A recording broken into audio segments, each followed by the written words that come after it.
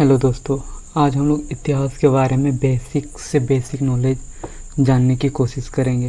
इतिहास को कितने भागों में बांटा है और उन भागों को और कितने भागों में बताया है, सारी जानकारी हम लोग बेसिक से लेंगे ताकि आप लोग को सारी बातें समझ में आए। अक्सर अक्सर सारे एग्ज़ाम में यहाँ से कुछ ना कुछ क्वेश्चन पूछे जा रहे हैं और बहुत से स्टूडेंट को इससे जो क्वेश्चन यहाँ से आ रहे हैं काफ़ी प्रॉब्लम हो रहा है। तो हम लोग जानने की कोशिश करेंगे कि इतिहास को कितने भागों में बांटा है। ठीक, तो इतिहास को 3 भागों में बांटा है। एक प्रागैतिहासिक काल, आर्ध ऐतिहासिक काल और ऐतिहासिक काल। तो 3 भागों में बांटा है, प्रागैतिहासिक काल, आर्ध ऐतिहासिक काल और ऐतिहासिक काल। प्रागैतिहासिक काल को फिर 4 भागों में बांटा है। एक पुरापाषाण काल, मध्य पाषाण काल, नवपाषाण काल और ताम्रपाषाण काल। ठीक है, और इन चारों को हम लोग बेसिक से बेसिक जितना हो सके उतना हम लोग बेसिक जानकारी लेने की कोशिश करेंगे। इसके बाद आ जाता है आर्ध ऐतिहासिक काल में। इसमें हम लोग को बस सिंधु सभ्यता पढ़ना पड़ेगा, कांस्य सभ्यता और हड़प्पा से काफ़ी क्वेश्चन पूछे जा रहे हैं, इसलिए आप लोग को हर एक वीडियो डिटेल आप लोग को सुनना होगा और देखना होगा। आने वाले हर एक वीडियो में हम लोग काफ़ी गहरे क्वेश्चन करने वाले हैं। तो ऐतिहासिक काल को कितने कालखंड में बांटा गया? तो इसमें 5 कालखंड में मतलब इतिहास को समझने के लिए इन्हें अक्सर बांट दिया गया है। ठीक है, प्राचीन काल, मध्यकाल, आधुनिक काल और नेहरू काल। और लास्ट में आता है विश्व में हम लोग क्या होता है कि तमाम जितने भी देश हैं उनके बारे में हम लोग जानने की कोशिश करेंगे। फिलहाल अभी हम लोग कवर करेंगे प्राग ऐतिहासिक काल। इसके बारे में जितना हो सके उतना हम लोग क्वेश्चन करने की कोशिश करेंगे ताकि एक भी क्वेश्चन एग्ज़ाम में छूटे ना। ठीक, तो पहले हम लोग बेसिक नॉलेज ले लेते हैं कि इतिहास का पिता किसे कहा जाता है। इतिहास पहले तो हम लोग अतीत का अध्ययन क्या कहलाता है? तो इतिहास कहलाता है। ये बेसिक नॉलेज है। इतिहास का जनक किसे कहा जाता है? हेरोडोटस को कहा जाता है। ये भी बेसिक नॉलेज सबको पता होगा। मानव जाति का पालना अफ्रीका महादेश को कहते हैं। मतलब मानव जो सबसे पहले जो आए थे ये अफ्रीका महादेश में ही आया था। ठीक है, और जबकि सभ्यता का पालना एशिया महादेश को कहते हैं। मतलब आदमी जो है, मानव जाति जो है सबसे पहले अफ्रीका में आया था, लेकिन आदमी सभ्य रूप से कहाँ रहना चालू किया था? एशिया महादेश में। ठीक, तो इसके बाद आ जाता है प्रागैतिहासिक काल। यहाँ से हम लोग का क्वेश्चन बनना चालू हो जाता है। प्रागैतिहासिक काल किसे कहते हैं? तो इतिहास का वह समय जिसमें मानव लिखना पढ़ना नहीं जानता था, और इसकी जानकारी हमें किस चीज़ से मिलती है? तो उस समय जो मानव यूज करते थे पुरातात्विक साक्ष्य, जो चीज़ बर्तन वगैरह यूज करते थे अपने लिए, कुएं या घर बनाते थे, घर तो नहीं बनाते थे, जो यूज करते थे अपने शिकार करने के लिए, उनका साक्ष्य मिला है। और लोग पढ़ना वढ़ना कुछ नहीं जानते थे और ना ही रहना जानते थे, और अक्सर ये लोग पत्थर का यूज करते थे, इसीलिए इस युग को पाषाण काल कहते हैं। ठीक है, पाषाण काल का मतलब ही होता है, पाषाण का मतलब ही होता है क्या? पत्थर। ठीक है, तो और पाषाण काल के बारे में चलो हम थोड़ा डिटेल से जानने की कोशिश करते हैं। यह वह समय था जब मानव पत्थर के औजार और हथियार का उपयोग करता था। ठीक है, इस समय पत्थर का उपयोग करता था। पाषाण का मतलब ही होता है पत्थर। भारत में सर्वप्रथम 1863 ईस्वी में रॉबर्ट ब्रूस फूट ने पाषाण कालीन सभ्यता की खोज की थी। सबसे पहले इन पत्थरों से बने औजार सबसे पहले किसने खोज किया था? तो रॉबर्ट ब्रूस फूट ने। ठीक है, 1863 ईस्वी में। याद करके रखना, क्वेश्चन एग्जाम में प्रश्न यहीं से आ जाते हैं। ठीक है, भारत पुरातत्व का पिता सर अलेक्जेंडर कनिंघम को कहते हैं। ये भी याद कर लेना, बहुत जरूरी है। भारत का पुरातात्विक संग्रहालय इंदिरा गांधी मानव संग्रहालय, जो संस्कृति मंत्रालय के अधीन आता है। ये भी इम्पोर्टेंट है, काफ़ी इम्पोर्टेंट है। मिलने वाले धातु के आधार पर नामकरण क्रिश्चियन थॉमस ने किया था। मतलब मिलने वाले सबसे पहले जैसे तांबा मिला, इसका तो लोहा, सोना, चांदी जो भी मिला उसके आधार पर इसने इतिहास को बांटा था। किसने बांटा था? क्रिश्चियन थॉमस ने। और लिखावट के आधार पर नामकरण किसने किया था? जॉन ब्रूस ने। ठीक है, लिखावट का मतलब जो लिखना पढ़ना नहीं जानते थे, फिर जो लिखना तो जानते थे लेकिन हम लोग पढ़ नहीं पाए, और जो बाद में हम लोग पढ़ भी पाए, जो लिखा था पढ़ भी पाए, समझ भी पाए, उस आधार पर किसने बांटा था? जॉन ब्रूस ने बांटा था। ठीक है, फिर इस पाषाण काल को 4 भागों में बांटा गया है। किस 4 भागों में बांटा गया? पूरा पाषाण काल, मध्य पाषाण काल और आगे आगे कौन चीज़ है? नवपाषाण काल। नवपाषाण काल को ही उत्तर पाषाण काल कहते हैं और चौथा है ताम्रपाषाण काल। तो चलिए शुरू करते हैं। तो पूरा पाषाण काल कब से कब तक शुरू होता है? तो ये 20 लाख से लेकर 12,000 ईसा पूर्व के बीच के काल को क्या कहते हैं? पूरा पाषाण काल कहते हैं। और अरे यार, ये कौन चीज़ है? यह इतिहास का सबसे प्रारंभिक समय था, मतलब सबसे जो स्टार्टिंग हो रहा था उस समय की बात कहा जा रहा है, ठीक है।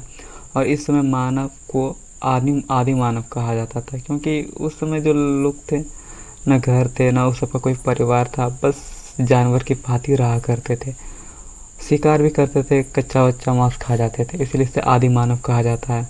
इस समय का मानव खाना बदोश अर्थात उसके जीवन का मुख्य उद्देश्य जानवरों की भांति अपना पेट भरना था, मतलब जो मिलता था सो खा जाता था शिकारी करके। जैसे आजकल शेर सब बाघ सब जो करता ना, वैसे ही सब रहता था, उस समय रहता था। उस समय मानव की सबसे बड़ी उपलब्धि मानव की सबसे बड़ी उपलब्धि आग की खोज थी।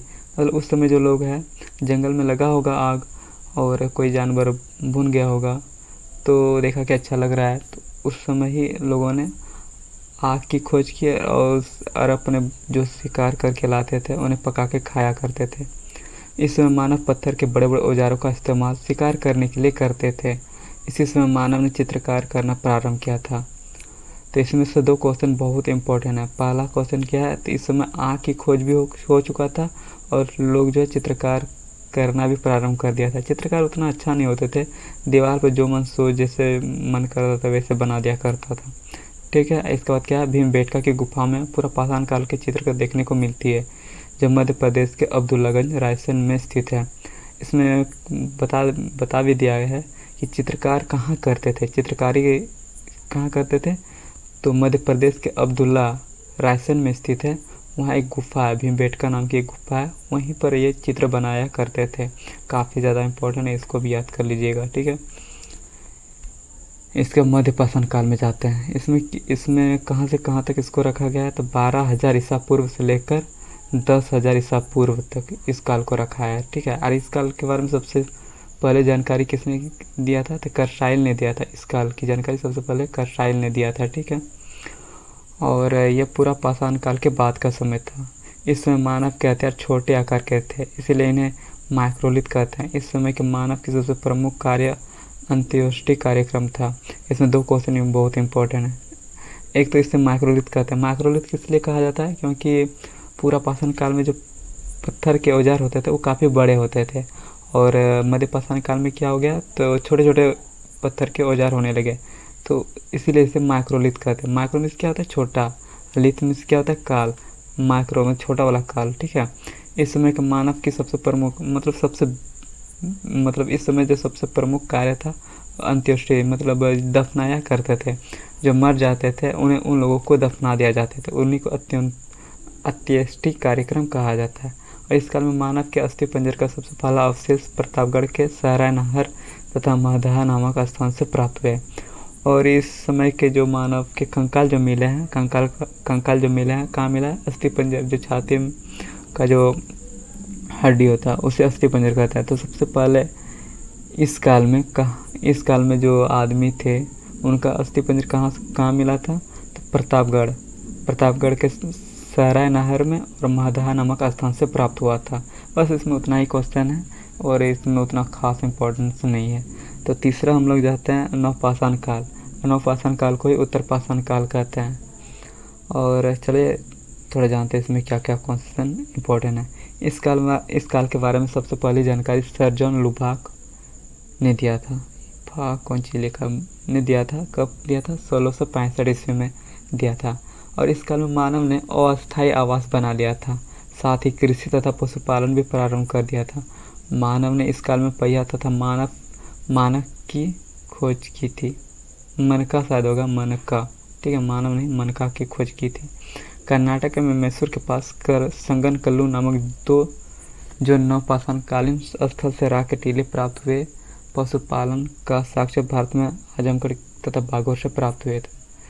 तो इसमें क्या है, तो सबसे पहले जो नवपाषाण काल है तो इसकी सबसे पहले जानकारी सर जॉन लुबाक ने दिया था। ठीक है, कब दिया था? 1665 में। और इस समय जो लोग थे उसका कोई अस्थायी आवास नहीं था। आज यहाँ रहते थे, कल दूसरी जगह, तीसरे कोई और दूसरी जगह मतलब रहा करते थे। और इस समय जो लोग थे वो कृषि भी करना चालू कर दिए थे और पशुपालन भी करना चालू कर दिए थे, लेकिन सबका अस्थायी घर नहीं था। अपने पशु जो जानवर था उन्हें पकड़ के जहाँ मन करता था वहाँ कृषि कर लेते थे और उस जगह को छोड़ के फिर दूसरी जगह चल जाते थे। और इस समय लोग पहिए का भी आविष्कार कर लिया था। और मन का मतलब होता है मिट्टी का बना हुआ बर्तन, ठीक है, जिसे हम लोग घड़ा बोलते हैं, खोज कर लिया था। और कर्नाटक के मैसूर के पास संगनकलू नामक जो नवपाषाण कालीन स्थल से राख के टीले प्राप्त हुए हैं। पशुपालन का साक्ष्य भारत में आजमगढ़ तथा बागौड़ से प्राप्त किए। ये इतना ज़्यादा इंपॉर्टेंट नहीं है, इसको छोड़ सकते हैं। और नोट में हम लोग कुछ इंपॉर्टेंट क्वेश्चन रखे हैं, थोड़ा देख लेते हैं इसमें भी क्या क्या है। उससे पहले हम लोग ताम्रपाषाण काल के बारे में जान लेते हैं। ठीक है, चौथा है ताम्रपाषाण काल। ताम्र मीन्स क्या होता है? तांबा। जब तांबा की खोज हो चुका था तब उस काल को ताम्रपाषाण काल कहा जाने लगा। तो ये पाषाण काल क्या होता है, चलिए देखते हैं। ये पाषाण काल का अंतिम समय था। पाषाण काल का अंतिम समय था। इसके बाद क्या आ जाएगा? इसके बाद आ जाएगा सिंधु सभ्यता। ठीक है, तो इस समय तांबे की खोज हो चुका था जिस कारण औद्योगिकरण शुरू किया था। अब जब धातु की खोज होना चालू हो गया तो औद्योगिकरण मतलब उद्योग लगना चालू हो गया था, क्योंकि तांबा जो है उनसे अनेक चीज़ें बनाया जा सकता था। तो लोगों ने उन तांबे की खोज करके उनसे बने सारी चीज़ें बनाने की कोशिश करने लगे। और इसी का मतलब होता है औद्योगिकरण। जैसे आज उद्योग जो है उस तरह का नहीं था, लेकिन उसमें क्या था कि तांबा की खोज हो गया था और तांबा खोज हो जाने के बाद उससे तरह तरह की वस्तुएं बनाना चालू कर दिया था। उसी को उस टाइम औद्योगिकरण कहा जाने लगा। इसी औद्योगिकरण का विकसित रूप सिंधु सभ्यता में देखने को मिलता है। पहले यहाँ तो शुरू हो गया था, लेकिन इसका विकसित रूप जो है सिंधु सभ्यता में देखने को मिलेगा, क्योंकि लोग शिक्षित हो चुके थे, उससे अनेक चीज़ें बनाना चालू कर दिए थे। नवदा टोली मध्य प्रदेश का एक महत्वपूर्ण ताम्रपाषाण पूरा स्थल है, जिसकी उत्खनन HD संकलया ने कराया था। नवदा टोली जो मध्य प्रदेश में है वहाँ ताम्रपाषाण पूरा स्थल वहीं पर मतलब ताम्रपाषाण बहुत पहले इस काल में ताम्रपाषाण काल में लोग इस जगह रहा करते थे। और इसका पता किसने किया था? संकलया ने, HD संकलया ने किया था। ठीक है, मानव द्वारा खोजी गई पहली धातु तांबा था। ठीक है, और मानव द्वारा पहली खोजी गई धातु तांबा ही था। ठीक, अब हम लोग नोट्स में कुछ देखते हैं, कुछ इंपॉर्टेंट क्वेश्चन है, देख लेते हैं इसमें क्या क्या बोला गया है। मेहरगढ़ कहाँ है? तो पाकिस्तान के बलूचिस्तान में स्थित है, मतलब सबसे पाकिस्तान के सबसे दक्षिणी भाग में। ठीक, यहाँ से सर्वप्रथम 7,000 ईसा पूर्व सुलेमान और केथर पहाड़ियों के बीच में कृषि के साक्ष्य, कौन कौन साक्ष्य मिले हैं? जौ और गेहूँ मिले हैं। ठीक है, कहाँ मिले हैं? तो मेहरगढ़ जो पाकिस्तान के बलूचिस्तान प्रांत में स्थित है। कितना साल पुराना है? तो 7,000 ईसा पूर्व। किन दो पहाड़ियों के बीच में स्थित है? सुलेमान और केथर पहाड़ियों के बीच में। ठीक है, याद करके रखना, काफ़ी ज़्यादा इंपॉर्टेंट। बुर्जहोम ये कहाँ है? बुर्जहोम कश्मीर में है। ठीक है, यहाँ गर्तवास का मतलब है कि बर्फ से बना आवास यानी कि घर। ठीक है, प्रमाण मिला है। यहाँ से मालिक के साथ कुत्ते को दफनाने का साक्ष्य भी मिला है। मतलब बुर्जहोम में क्या है? कश्मीर में है, पहले ये जान लो। और बुर्जहोम में क्या होता है कि यहाँ बर्फ से घर बनाया करते थे, तो उसी का प्रमाण मिला कि हाँ यहाँ कोई रहा करता था। और यहाँ जो है मालिक के साथ कुत्ते को भी दफनाने का साक्ष्य मिला है। और गुप्तकाल से कुछ नहीं याद करके रखना, बस यहाँ गुप्तकाल से याद करके रखना कि मृदभांड, यानी कि मृदभांड से मतलब है कि घड़ा, मतलब घड़ा यहाँ मिला था सबसे। बर्तन ये मिट्टी का बना बर्तन जो है सबसे पहले यहीं पर मिला था। ठीक है, कोल्डिवा कहाँ है? तो उत्तर प्रदेश बेलन घाटी में स्थित है। यहाँ पर चावल के प्राचीनतम साक्ष्य मिले यहाँ पर। इसका मतलब कि कोल्डिवा में भी बहुत पहले क्या हुआ था कि चावल की खेती हुआ करता था, उसी का साक्ष्य भी मिला। ठीक है, चिरान कहाँ है? बिहार के सारण जिले में। यहाँ से प्रचुर मात्रा में हड्डी के उपकरण मिले। हड्डी के उपकरण का मतलब होता है कि मानव की हड्डी से तरह तरह की वस्तुएं बनाए गए थे। जैसे माला भी बनाया गया था, हथियार वगैरह बहुत कुछ बनाया करता था उस टाइम। और लहुरा देव से न्यूनतम सबसे प्राचीन चावल के साक्ष्य मिला है। देखो सबसे पहले जो हम लोग क्या मिला था, 7000 ईसा पूर्व सुलेमान और कितने पहाड़ियों के बीच में हम लोग को क्या मिला था, गेहूं और जौ का साक्ष्य मिला था। लेकिन अगर चावल बोले तो चावल सबसे प्राचीन तो हम लोग को लहुरा देव में मिला था। ठीक। दमदमा में क्या हुआ था कि एक ही कब्र में 3 मानव कंकाल मिले हैं। ये भी काफ़ी ज़्यादा इम्पोर्टेंट है, याद कर लीजिएगा। अब मानव द्वारा पाला गया पहला जानवर कुत्ता था। कुत्ता अक्सर अभी भी हम लोग के साथ ही रहा करता है। ठीक है, तो ऐसे याद कर लेना, एक मानव वाला और एक इधर खोजी गई पहली धातु, ये ज़्यादा इम्पोर्टेंट है, याद कर लीजिएगा। ठीक है, तो चलिए आज इतना ही, आगे हम लोग देखेंगे सिंधु सभ्यता। तो सब्सक्राइब कर लीजिएगा चैनल। Okay bye.